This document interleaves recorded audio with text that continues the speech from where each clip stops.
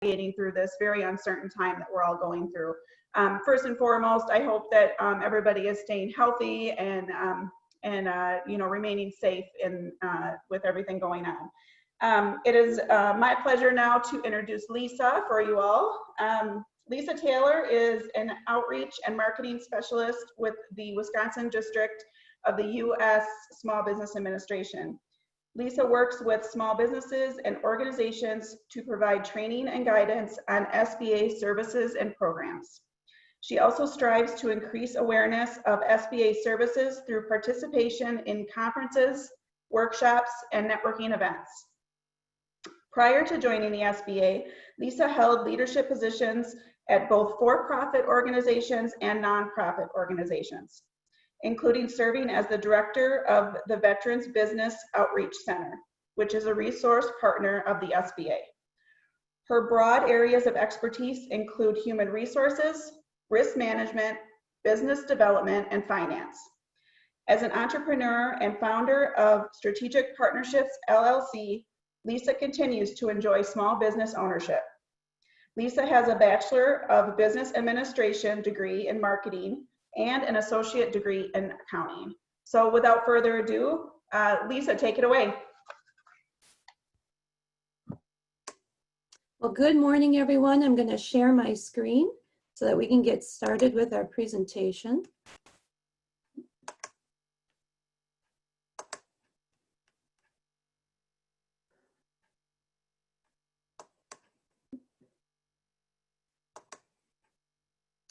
All right. Well, thanks for having me here today. I appreciate you being taking some time out of your schedule to learn a little bit more about the different programs that are available to you as business owners. I am going to talk about a number of different funding programs. Some of those came about due to the signing of the CARES Act, so due to this coronavirus pandemic. There are other programs that we've had in place for a number of years, but there have been some additions made or some features added to help provide additional economic relief for business owners. So let's start talking about the EIDL loan. That's the Economic Injury Disaster Loan. This is the loan that you can apply for directly to the SBA. So to apply for the EIDL loan, you would go to sba.gov, look for the information on the EIDL loan, and there is a link that will take you directly to the streamlined application. So this loan the application started in March, and then it closed down for a short time because there had been over 5 million applications submitted in the first few weeks of this loan program. Then it was reopened for a time just to agricultural businesses, and now as of June 16th, it is reopened to all eligible small businesses, nonprofits, and agricultural businesses. If you've submitted an application and you're waiting to hear back, just know that they are processed in a first-come, first-served basis. This is a low-interest loan, so 3.75% interest rate for small businesses, 2.75% for nonprofits.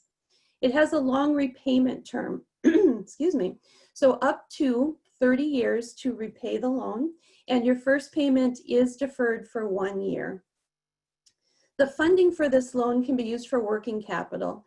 So it's really meant to be used for day-to-day expenses that you would be paying during the course of your business, but maybe you're struggling to do that at this point because of the pandemic. The EIDL program itself has been around for a number of years, but traditionally this loan program is used for physical disasters. So hurricanes, flooding, tornadoes, and typically it's used on a regional basis. This is the first time that we have used the loan on a national level and for a pandemic. At this point, as of July 26, there have been over 2.9 million EIDL loans approved for over $163 billion. And in the state of Wisconsin, we've had over 32,000 EIDL loans approved for about $1.6 billion. So again, if you've already applied and you're waiting to hear, We have hired additional staff to meet the demand as we are processing the applications as quickly as possible. And when I say we, I really mean the Office of Disaster Assistance. That is the branch of the SBA that is responsible for the EIDL loans.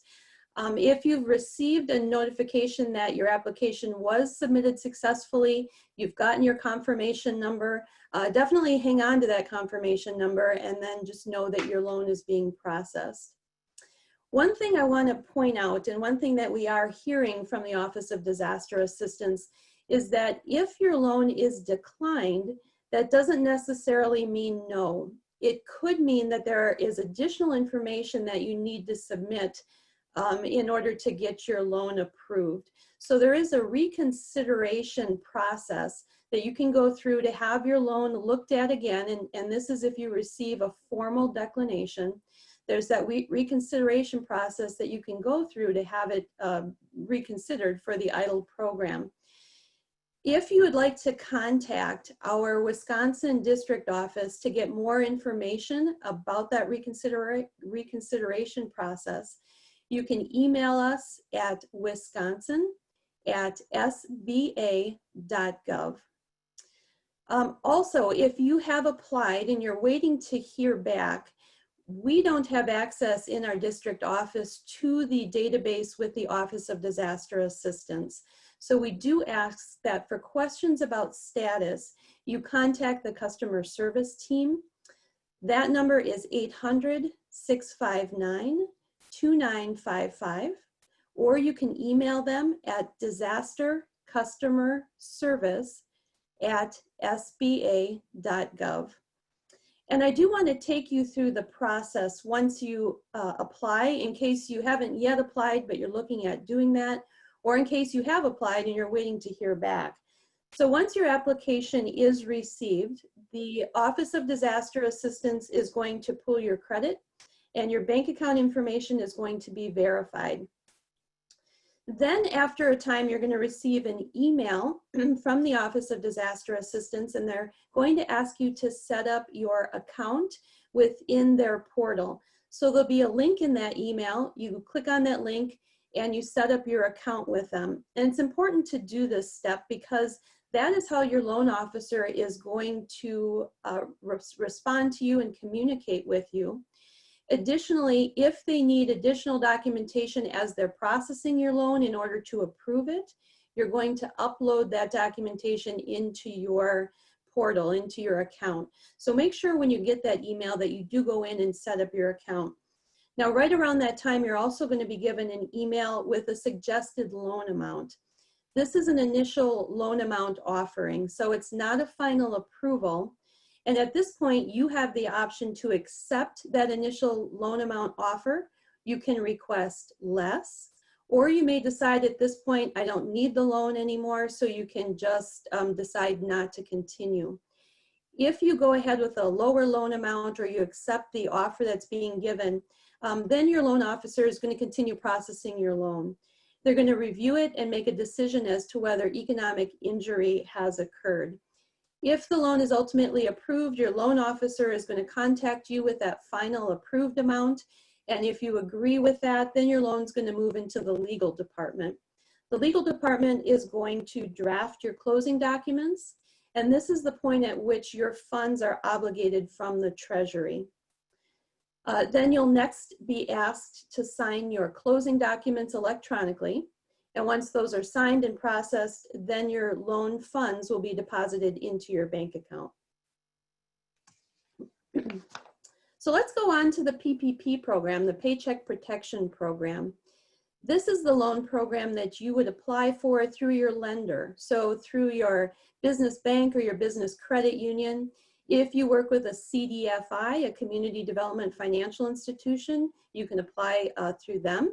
And there were also some non-banking entities that also participated in this program, such as Intuit, Square, Cabbage. They were also available to take loan applications. This is the program that was funded in 2 different rounds. Now, the first round of the PPP program had $349 billion appropriated for it. That was signed into law through the CARES Act, and the applications opened up through the lenders on April 3rd. Well, by April 16th, that first round of funding was exhausted. There were 1.6 million loans approved during that time, and the SBA had actually processed more than 14 years worth of loans in just under 14 days. In the state of Wisconsin, we were able to approve about $8.3 billion with over 43,000 loans. Typically, in 1 year in the state of Wisconsin, we would approve about 1,500, 1,600 SBA guaranteed loans. And again, in that 2 weeks, we were able to approve over 43,000. Now, the second round of funding for the PPP program, they had $310 billion appropriated. Of that $310 billion, there was $60 billion set aside for small lenders, the smaller lenders, and for CDFIs. And that was to better serve our smallest business owners, because we know that traditionally the smallest businesses are going to work with their local credit unions, their local banks, with CDFIs. So that set aside was really put into place to better serve the smallest businesses. The second round applications reopened on April 27th, and there is still money available. So the PPP program still has about $130 billion left to be lent out. But the time to apply for this loan is running short. The deadline is August 8th, which is Saturday. So if this is a loan program that you have not yet applied for, but you are considering doing so, you're going to want to get a hold of your lender really today if possible, because they need to have a little bit of time to process your loan application and to send it to the SBA for approval. The other thing that we saw in the second round was that the average loan size was decreasing. So the average loan size in the first round was about $206,000. Average loan size in the second round is now about $104,000. So again, we know that the smallest businesses have been able to take advantage of this program. As of July 30th, nationally, there have been over 5 million loans approved for over $520 billion. And in our state of Wisconsin, we've had over 87,000 small businesses and organizations be approved for this loan program for about $9.8 billion. So if you haven't yet applied, but you're considering doing that, like today, you are eligible if you are a small business that meets the small business size standards, which is traditionally less than 500 employees. Additionally, if you are a 501c3 nonprofit, if you're a 501c19 veterans organization, if you're a tribal business and you're considered small, then you're eligible, as well as sole proprietors, independent contractors, and self-employed persons who may not have any employees at all other than themselves. So the PPP loan program does provide a loan of up to $10 million. It's 100% SBA guaranteed with a 1% interest rate. And it allows the funds from the program to be spent over a 24-week time period on eligible expenses. Now, the wonderful thing about this program is that it is potentially forgivable either partially or fully based on certain parameters being met. One of those parameters is the use of at least 60% of the loan proceeds being spent on eligible payroll costs. Now, there are no personal guarantees required with this loan and no collateral required. There's a couple of questions that we get quite often on the PPP loan. One of them is, can I take out a PPP loan and an EIDL loan at the same time? And you can. The one thing to remember with these programs is that you can't have a duplication of benefits, which in this case means you can't double dip. So if you have an EIDL loan, you want to make sure that the funds that you're spending on expenses for the EIDL loan are different than the expenses that you're paying with the PPP loan. So make sure you keep those loans separate and the expenses that you're paying for are different in each of the two loan programs.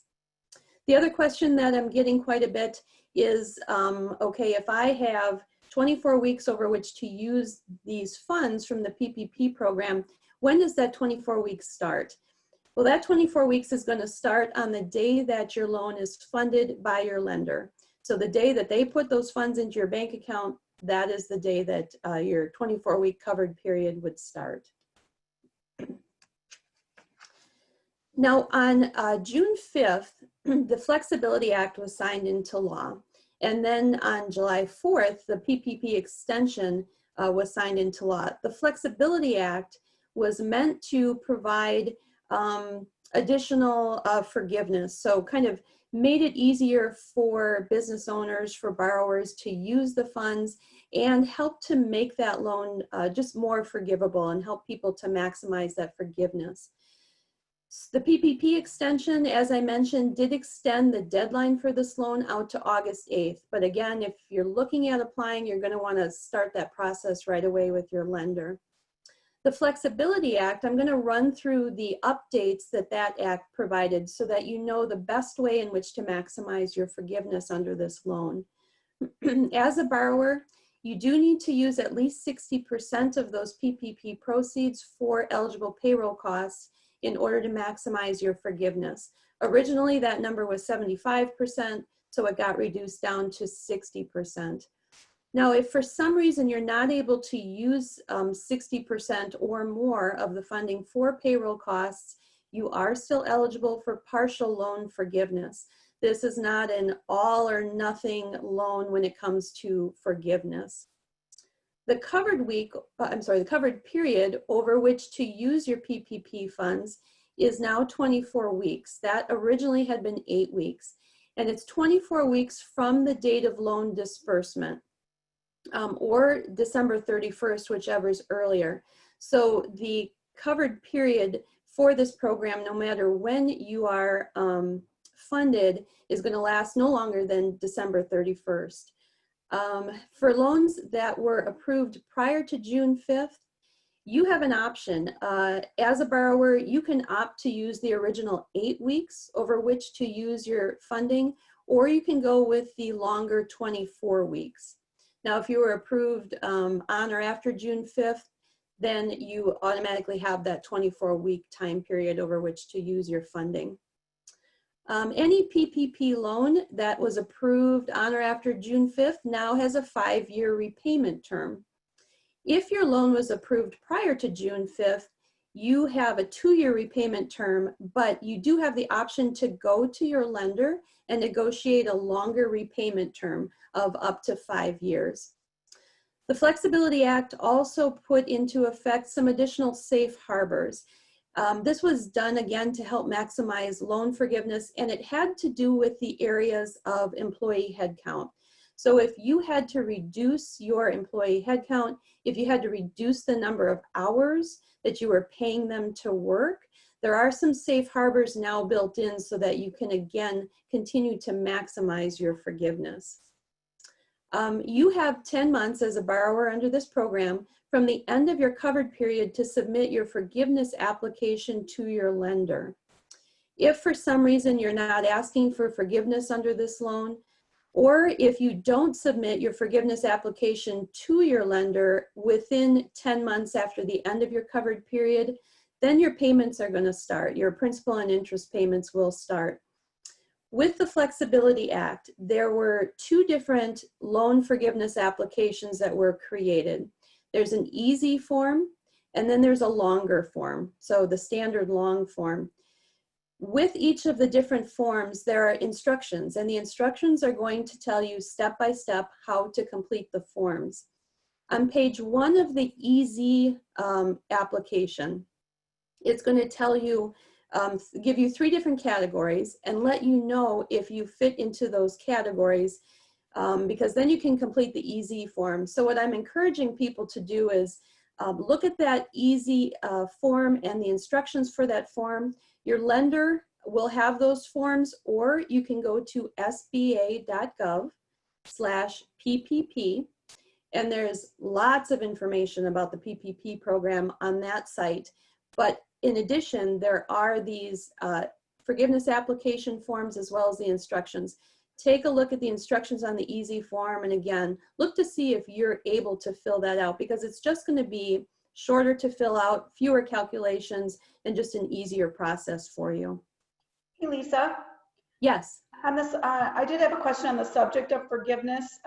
Can you touch on the potential for some degree of blanket forgiveness up to a certain loan amount? Yes, that is being discussed in Congress, but there has been no decisions made on that. So at this point, we are actually just waiting for Congress to decide if that's what they would like to do. So we're kind of just watching and waiting as well.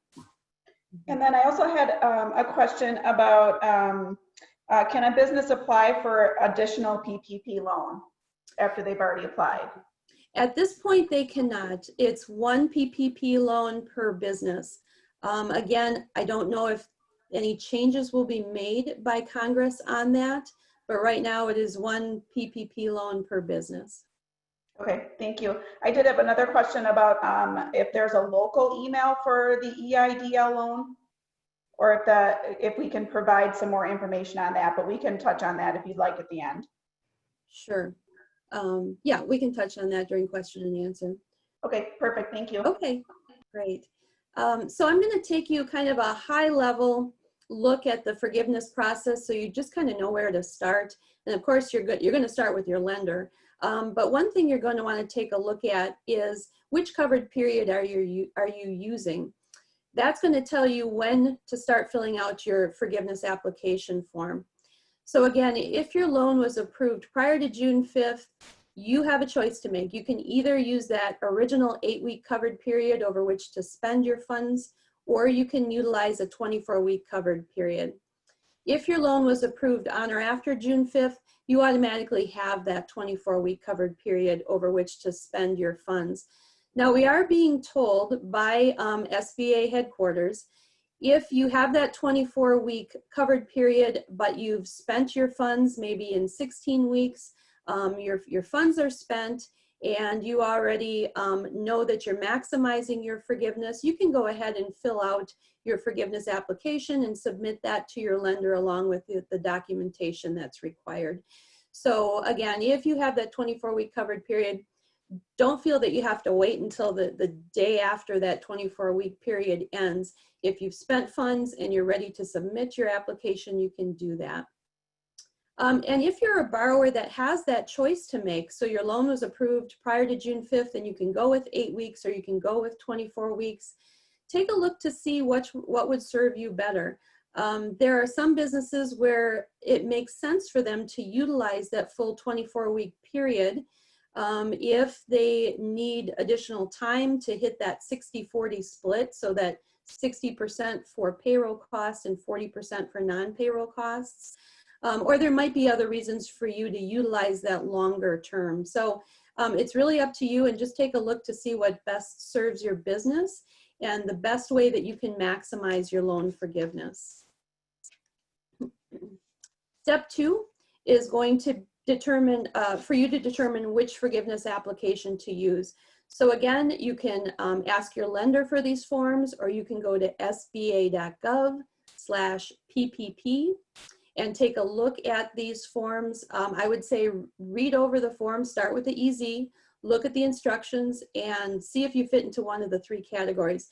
The 3 categories starts with if you are a sole proprietor, or self-employed or independent contractor. So essentially, you're the owner, you have no other employees, then you fit into that easy form. So that's good news for the very small businesses.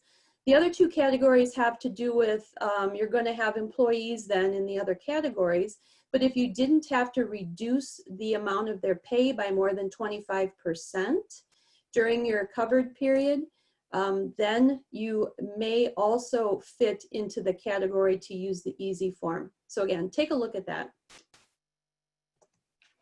And then step 3 is going to be to obviously complete your forgiveness application and submit that to your lender along with the required documentation. So the instruction document for each of the 2 different forgiveness forms will list the documents that have to be submitted with your PPP forgiveness application. So it's going to very clearly tell you what else you need to submit to your lender along with the application. There's one thing I do want to point out, because there are some special calculations, different calculations.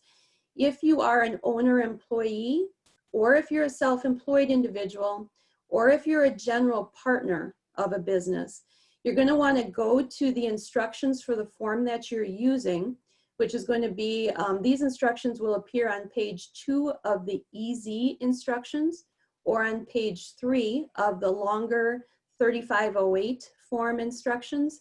And it's going to give you specific instructions in calculating your compensation that you can use for forgiveness, as well as employer contributions to employee health care and employee retirement plans. So again, if you fall into one of those categories, owner employee, self-employed, or general partner, make sure you take a look at those instructions.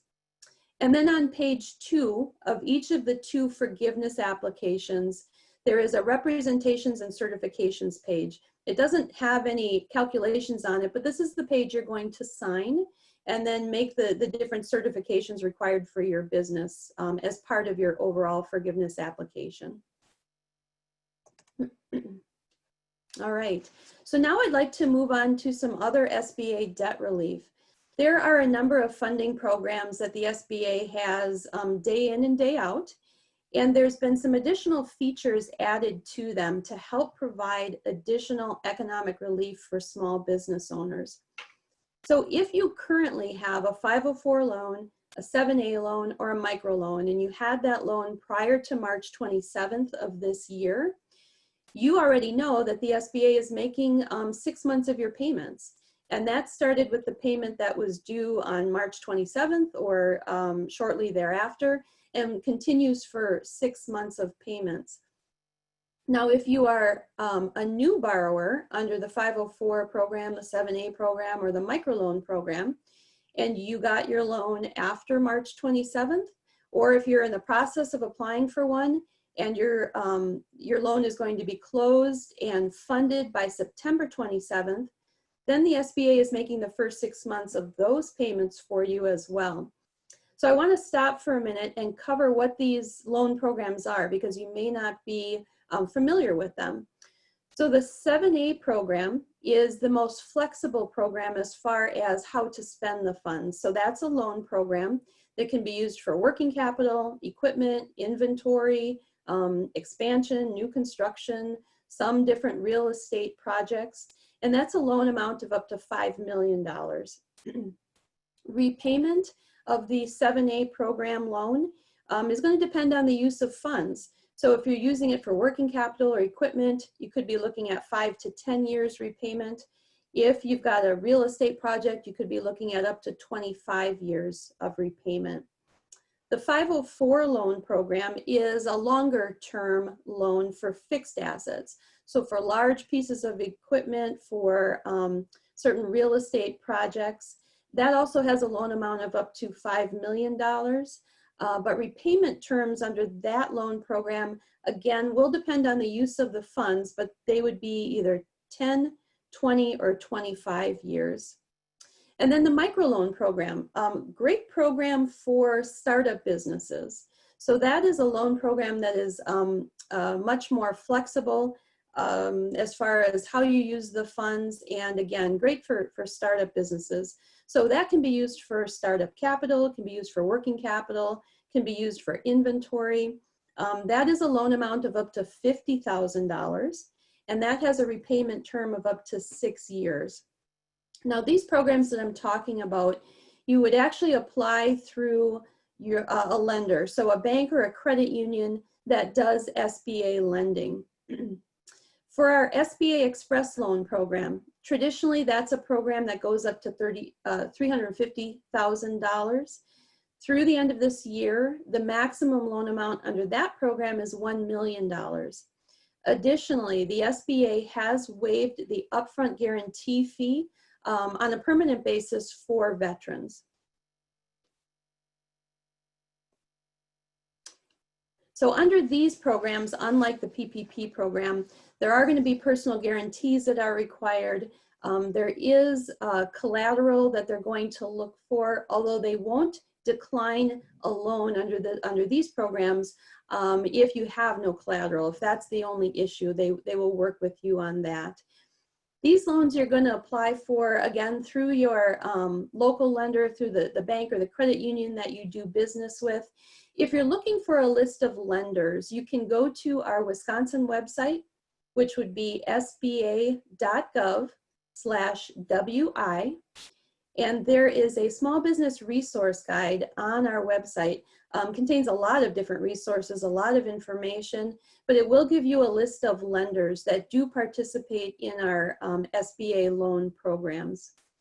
The other tool that I want to make you aware of is at the SBA website, again, sba.gov, and it's called Lender Match. It is similar to a match.com for business owners and loans. So you would go to the website, click on the Lender Match tool.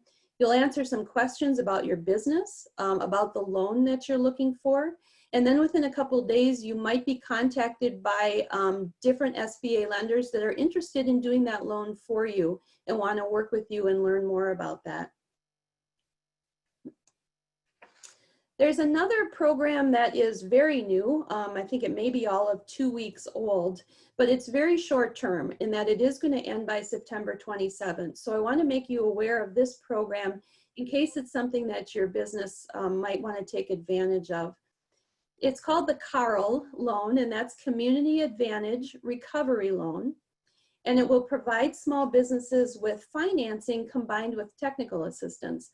Technical assistance is business consulting, and that business consulting is a part of the loan. It doesn't have an extra cost to you, but you will have somebody working with you to help get your business perhaps up and running, or to best use the funding, or whatever you need with your particular scenario.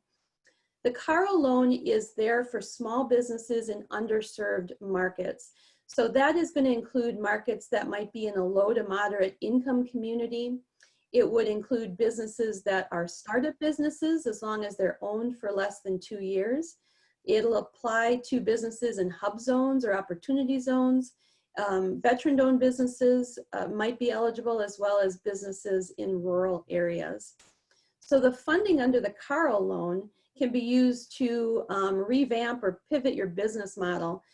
With this COVID pandemic, perhaps you have a physical location that you need to renovate to allow for more social distancing. These funds could be used for that. They could also be used to help you simply to build financial resiliency. Like the other programs I just talked about, the SBA will cover the first 6 months of your payments. But again, this loan program needs to be approved by September 27th. And then fully dispersed by October 1st. We do have 2 lenders in the state of Wisconsin that are doing the CARL loans. That is WIBIC, Wisconsin Women's Business Initiative Corporation, and MEDC, which is Milwaukee Economic Development Corporation. Then there was one other program that was piloted, and it's still around. It was piloted earlier this year.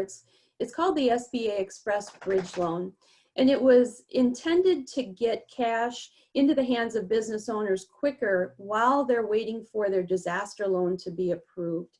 So you're eligible to apply if you're currently a customer of an SBA Express lender. And again, you can go to our website, sba.gov/WI, to see if your bank or credit union that you work with is an Express lender. It does provide for a loan amount of up to $25,000.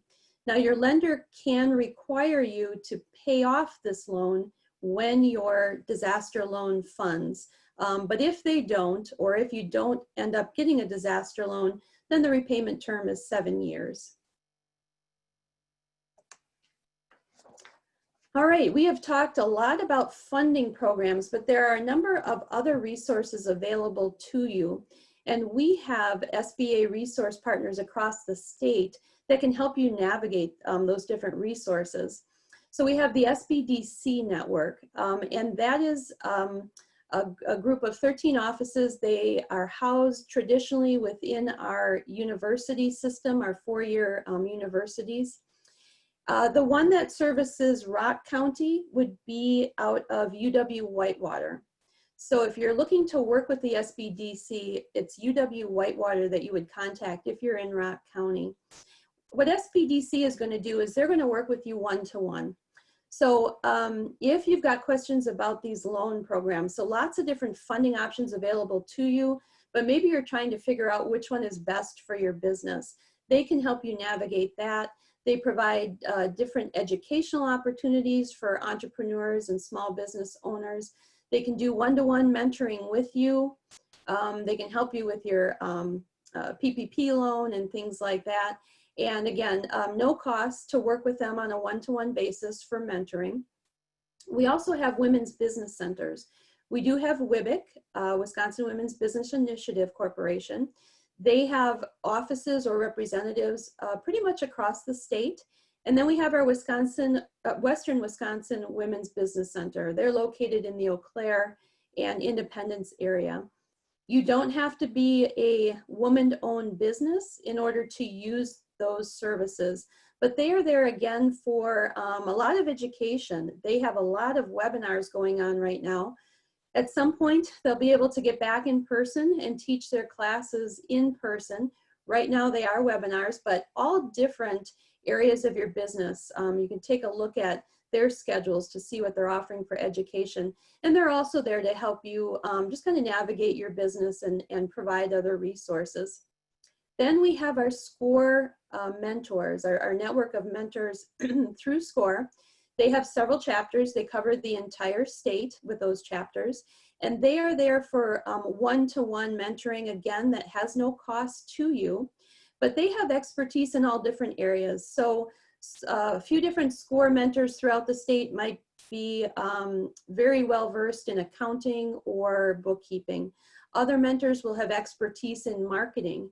Other mentors in social media. So feel free to reach out to them with questions about your business, and they can help you one-to-one.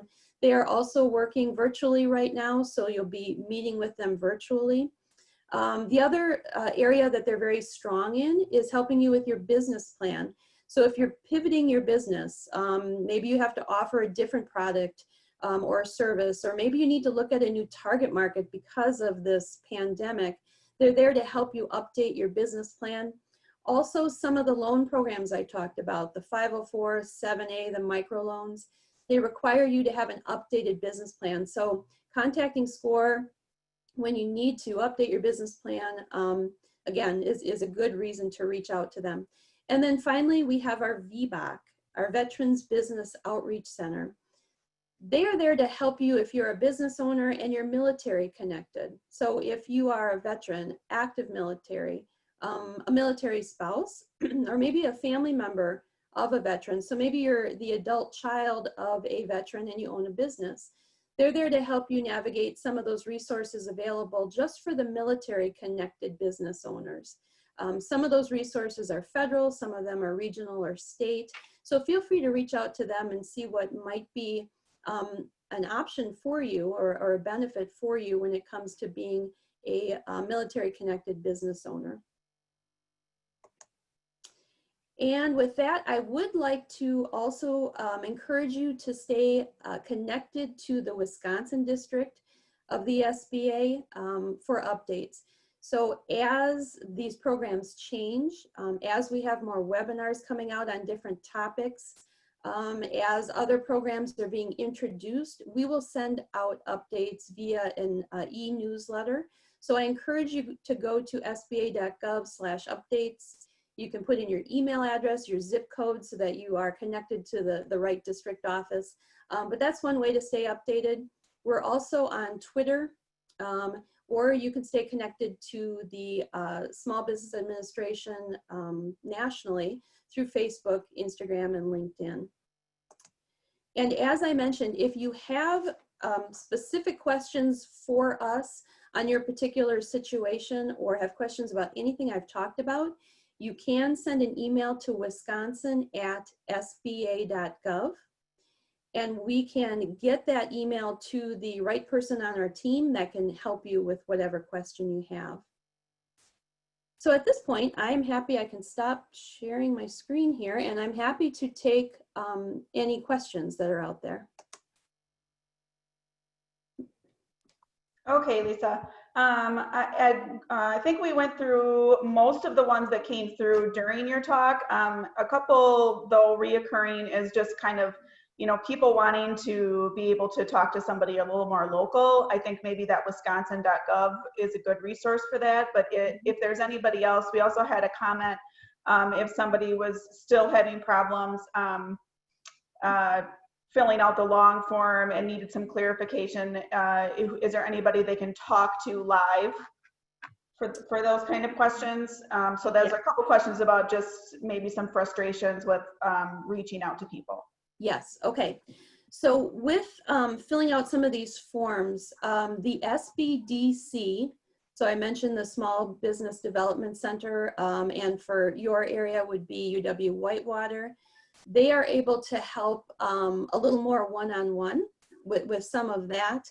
I will also provide to you my email address. Now I can't walk through the form one-on-one with you, but I can answer some general questions that you may have. If you reach out to me, I'm at lisa.taylor, so that's lisa.taylor at sba.gov. So if you have a specific question or something like that, you can shoot me an email and I can either answer that for you, or I may direct you to one of our resource partners that you can connect with one-on-one. Thank you, Lisa. And I really found that second to last screen that you shared with all the context for the SBDC and the score, I find that very helpful. So I'm hoping that the people on the call will use that. Because you wouldn't believe the resources that are out there that people don't know about. So thank you for that. The SBDC is a great one. As Maggie shared, we have SCORE that comes right here to our chamber offices once a month. Alan comes and he does a great job. So if you have any interest in trying to get on his schedule, you can follow that link that Maggie provided, or of course reach out to Maggie or I. So I think that that's really key to those on the call, is to use those resources, and that of course can reach out through the chamber to start that process. So that was really helpful. I'm gonna, since we have a little bit of time, I am gonna go through some of the pre-questions. You may have answered some of this, so I think it's helpful though when people put a question in to just kind of go over it one more time maybe, or just say, yes, I touched on this and this is what I meant. So I'm gonna read through just a couple of those questions, Lisa. If you are a sole proprietor, what documentation do you need to show funds received were used for payroll? Yeah. So as a sole proprietor, if you've got no employees, you're going to fit into that EZ category. So if you take a look at the instructions document for the EZ application, it's going to tell you exactly what you need to submit. Now, I think what this question is getting at is that as a sole proprietor, I don't have a payroll service. I'm not submitting 941s and those traditional payroll documents. So what your lender would be looking for is just evidence of how you spent those funds. So if you utilize those funds to pay yourself, those funds should have ended up in a business checking account. You can show, I don't know, a canceled check or an ACH where you took funds out of that account to pay yourself, and so they ended up in your personal account. So you're looking for that paper trail that shows how you spent those funds. Okay, perfect. I think you answered a couple of these other ones. I had a question regarding a nonprofit organization that already received, and can they apply again? And you already told us that that is a no on that. Yeah. And then somebody who wanted to learn more about the application for forgiveness process. I think you went over that really well. Any other grants or funding available that you wanted to point out besides those that you already did? Yeah, nothing that I know about at this time. I know more at the beginning of the summer. I think the Wisconsin Economic Development Corporation had a grant that was going on in June. When people ask me about this, I do try and direct them back to their local chamber or back to their economic development body or corporation within that area, because they will have the best information as far as local grants or other funding opportunities that might be available. Yeah, definitely. Thank you for that. Mm-hmm. Yeah. And then I just had a question pop up on the screen. Can a nonprofit complete EZ form?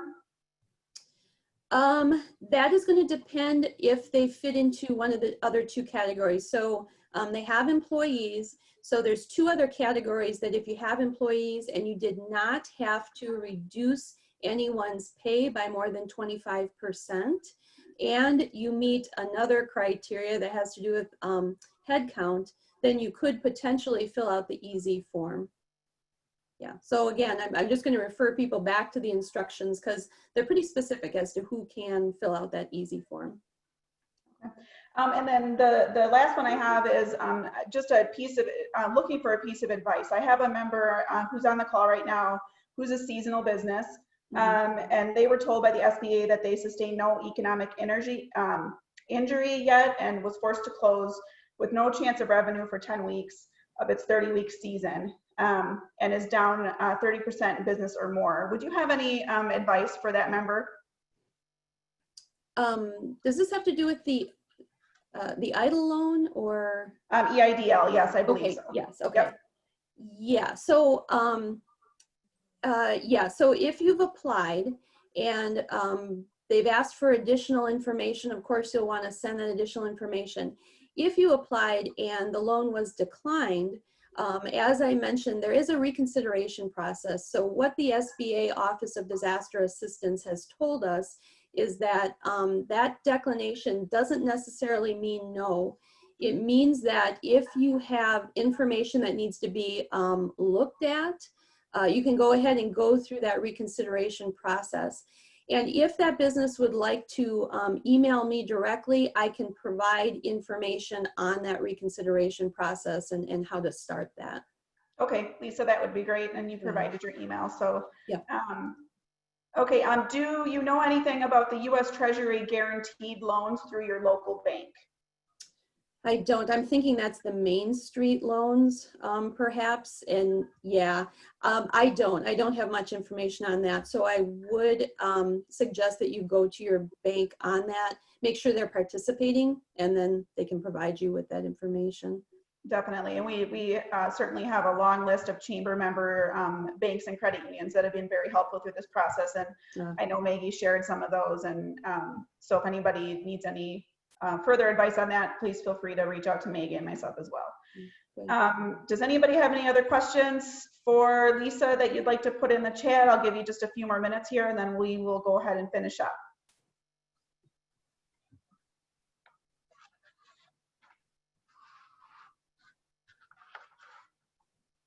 Okay, I'm not seeing anything else coming in, so we'll go ahead and wrap up the event. But of course, we have provided a lot of information during this program, and we know it can be very overwhelming. So we have shared the PowerPoint, and hopefully you all have gotten something from this this chamber event. So I want to wrap up by just talking about a few upcoming things going on at our chamber. We have an upcoming golf classic, and as you all know, we cannot gather the way that we used to be able to gather. So we have decided to do a pick your day format where you get to pick your own day to participate in our golf classic. And that's August 14th to the 21st. So that starts next Friday. So if you want some more information on that, you can just follow the link that Maggie just shared at www.greaterbeloitchamber.org. We can get you signed up for that. Also, one of the many programs of the Greater Beloit Chamber of Commerce is our Rising Professional program. They have their Rising Professional Week kicking off on August 24th through August 28th. To find out more information about that, you can go to rpbeloit.com. We also continue to work on these virtual webinars for our members and actually our non-members. It's a community initiative, free of charge. So watch for some more of these opportunities coming your way. And without further ado, we will go ahead and log off a couple minutes early then. Thanks everybody for popping on. Thank you. Bye-bye.